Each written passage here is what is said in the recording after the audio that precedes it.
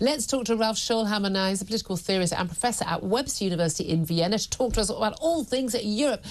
Good morning to you, Ralph. Good morning, Julia. Great to be on with you again. Lovely to talk to you today. Look, let's talk just very briefly about that Keir Starmer speech, which I'm sure has really set the whole of Europe alight. As he gave a speech last night saying basically to the US, Britain is not going to side with the US against the EU. Where does Britain's future lie, do you think? EU or Europe with the US? Well, I think it's a wrong dichotomy because, and we talked about this on your show previously, Julia, I mean, the great advantage of Brexit could have been for the United Kingdom to be somewhat like the missing link between the continent and the United States. And I think that is still a role that would fit very nicely for London to play.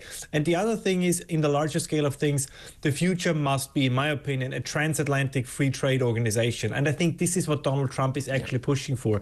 You saw it with Mexico and Canada. You know, he goes out blustering and says, there will be 100% tariffs, there will be 25% tariffs unless we make a deal. And I think, by the way, given the state of the European economy, more trade with the United States would be good for us. So hopefully this is going to come to pass. Well, of course, I think the interesting point, everyone always seems to forget to talk about free trade area within the EU.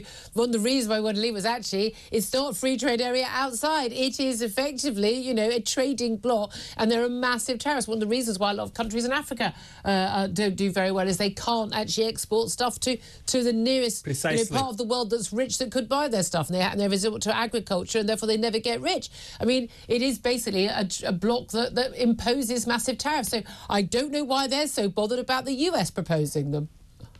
Yeah, and I mean, the United States, for everything what you can criticize about Donald Trump's proposals, I mean, at least his tariffs have a purpose, right? The tariffs, he uses them as a tool, as leverage in international negotiations.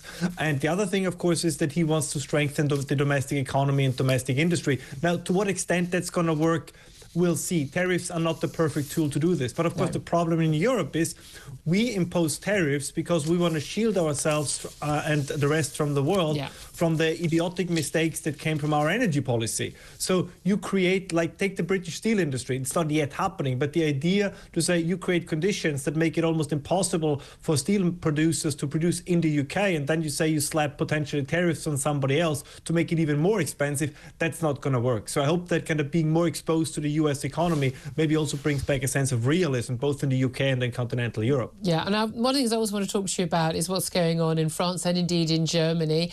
And what is absolutely fascinating, those who voted against Remain, the people who were against Brexit, who were still fighting that war, the Ramonas, as I call them. It's amazing how much, when there's ever any chaos in the political world here in the UK, talk about how we are a national, international embarrassment. Everyone's laughing at us, and we haven't got a coherent, secure government. And yet they never have anything to say. Completely quiet, tumbleweed on social media when we see abject chaos across the EU. Now, we've seen, of course, the rise of parties on the right. I won't say far right, but the rise of the Marine Le Pen's party, AfD in Germany, and we've seen in Austria and Sweden and elsewhere, parties representing people on the issue of immigration. But we're also seeing a lot of parties rising because they're tackling issues like the mad net zero policies as well. We've seen the German government in abject chaos, Olaf Scholz really struggling to keep ahead there. And this week, it looks very likely we're going to see a second French government fall in a matter of months. Tell us what's been going on with Michel Barnier's government under, of course, the auspices of the French President Emmanuel Macron. Well, for a start, I think I would no longer use the term necessarily to talk about the right-wing parties. I think it's maybe better to call them the anti-status quo parties. Right. Because what we see, and this is what we also see happening with reform in the UK, or as Francis, you just alluded to, is that a growing number of people realizes that the current status quo is no longer sustainable. I mean, it is kind of funny, right? Because the word sustainable and sustainability was once a left-wing issue, and it has kind of morphed now towards the right, because they tend to be the parties who say, listen, we can't go on like this. That's the AfD in Germany. That's the National Rally in France. It's the Freedom Party in Austria. And they are correct. We live at the kind of the tail end of a period where over the last couple of decades we have kind of pulled out the rug from ourselves. It's kind of we in the 90s, in the late 80s, in the early 2000s, things were going fairly well. So the elite consensus was something you talk a lot about on your show, Julia, was to say, okay, we have all the social problems, we have all the economic problems solved. So the last thing that's left to do is solve the climate issue, is to solve the planetary healing. But of course now now we see that, in fact, we have not solved the social issue, see migration. We haven't solved the economic issue, see deindustrialization. But as it sometimes happens, once you have fixated yourself on an issue, net zero, the climate agenda, open borders, it's very hard to get away from it. So they're like alcoholics who can't not lay off the booze. And I think this is also, of course, what you see in France. The French economic model is no longer sustainable. And now the reality has started to reassert itself. And as you correctly mentioned, right, I mean, Marine Le Pen is strong enough, and also, of course, the left, to potentially make now a vote of no confidence. And this is about, particularly, this is about the budget. Now, Michel Barnier was appointed, of course, we know him here as having been the chief negotiator for the EU over Brexit. He was appointed after that disastrous, basically absolutely unneeded snap parliamentary election by Macron, which completely spectacularly backfired earlier this year. Where we saw a huge number of hard left, properly communist hard left parties doing very well. And, of course, the single biggest party, Marine Le Pen's National Rally. Now, they have basically come together to criticise the budget. I've got to be honest with you, an awful lot of the things that they want on both sides, left and right, are basically, we just like more money spent, but taxes not to go up. They are equally unrealistic in their own different ways. But Michel, can I say, but Michel Barnier, just so people know, because obviously analysing it all very well, people need to know what's happened. Michel Barnier basically used presidential decree, Macron has this power, to push through the budget without agreement of the French Parliament. He's only able to do that in return for which there has to be a vote of confidence or no confidence within a few hours or a few days. That's going to be held tomorrow. We understand that parties on the left, parties on the right, or as you say, the anti-establishment, anti-status quo parties are likely to vote him down. What happens then? Well, I would not be surprised if we see another snap elections in France very early on, because as you just correctly mentioned, the current conditions are simply not sustainable.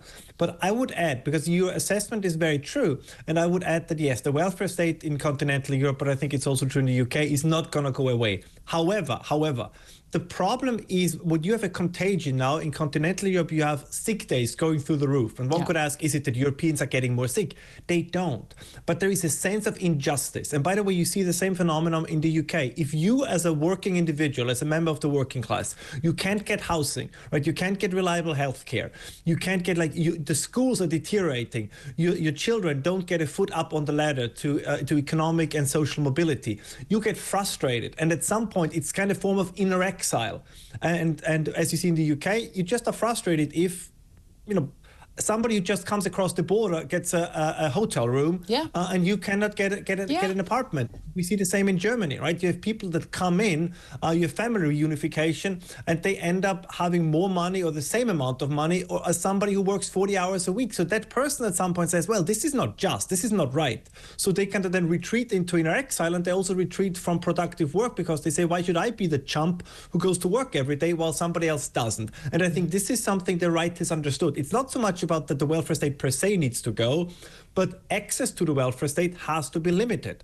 And I think this is a debate that we're going to have increasingly all over Europe. Yeah, absolutely. It is going to be absolutely fascinating to watch how this plays out. And I have to say, I've got not a little word you'll know very well, schadenfreude, over the whole thing. But there we are, Ralph Schoellhammer. Thank you very much indeed. Tom Slater, look, it's in our interest that actually our allies in Europe do well and have stable governments and the like. But there is so much, let's be honest, just sort of Emmanuel Macron and Michel Barnier's attitude to Britain has been so demeaning to us. You can't help but enjoy a little bit of the difficulties they're in. Well, definitely for those politicians, not for those countries, as you say. The people, Because the people of Europe have been so terribly governed for so long by their own national governments, also by the EU bureaucracy.